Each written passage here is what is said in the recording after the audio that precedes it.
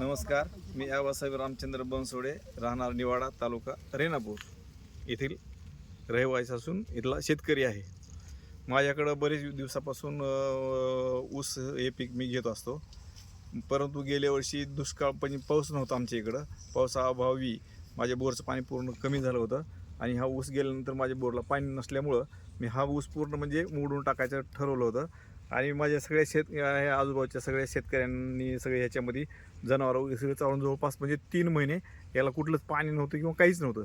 परंतु 3 महिन्यानंतर उन्हाळ्यामध्ये एक पाऊस पडला, मोठा पाऊस पडल्याच्यानंतर मी शेताकडे येऊन बघितल्यानंतर याचे म्हणजे कुठं असे फुटवे दिसायला लागले.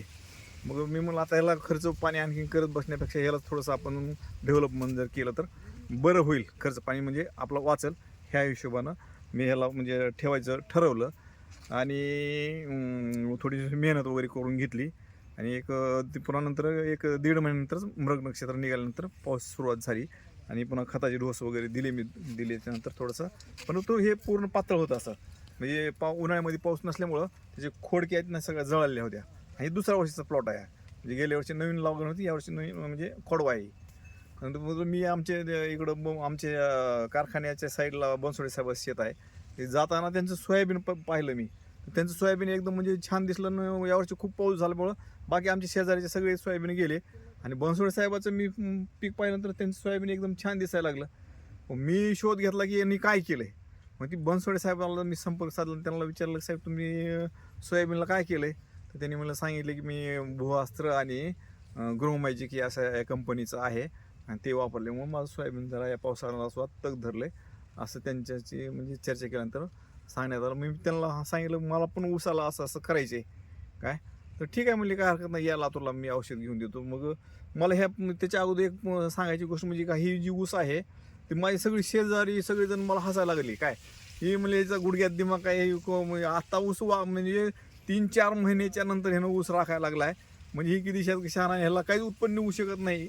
आणि मी शरत पण लागले दोघा-तिघासोबत, गेल्या वर्षीपेक्षा 1 टन तरी या म्हणजे क्षेत्रामध्ये 1 टन तरी आगाव काढून दाखवून मी थोडं जिद्दीला पडल्यामुळे ती नवीन शोधामध्ये होतं औषधाच्या. ॲक्च्युली पाहिलं तर ती बनसोडे साहेबाच्या निमित्तानं मला ही ग्रो मॅजिक आणि भूअस्त्र यांच्यासह म्हणजे माझ्या लक्षामध्ये आलं. जाऊन मी ती औषधं आणले हे आणि या ऊसाला वापरले. त्याच्यामुळं आज रोजी आता ही जवळपास म्हणजे 3 ते 3.5 महिन्याचा ऊस आहे. काय आता बघा, ही जवळपास म्हणजे 1, 2, 3, 4, 5, 6, 7, 8 सरासरी 8-9 कांड्यावरती ऊस आहे. आणि खरंच म्हणजे भूअस्त्र हे औषध जे आहे ते एकदम सुंदर आहे.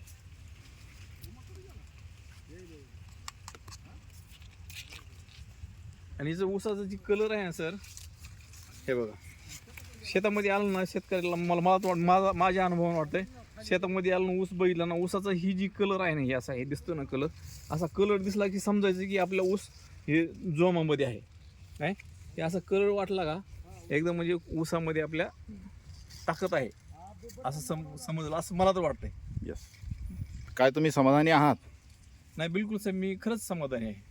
म्हणजे माझा प्लॉट गेलेला मी म्हणजे उभा केला, म्हणजे मी माझ्या मनातून समाधानी आहे. आणि मी चॅलेंज आहे आजूबाजूच्या शेतकऱ्यापासून मी चॅलेंज केलं होतं की हा प्लॉट मी 100%च म्हणजे चांगल्यापैकी आणून दाखवणार म्हणून. बरं, इतर शेतकऱ्यांना तुम्ही काय मेसेज द्याल?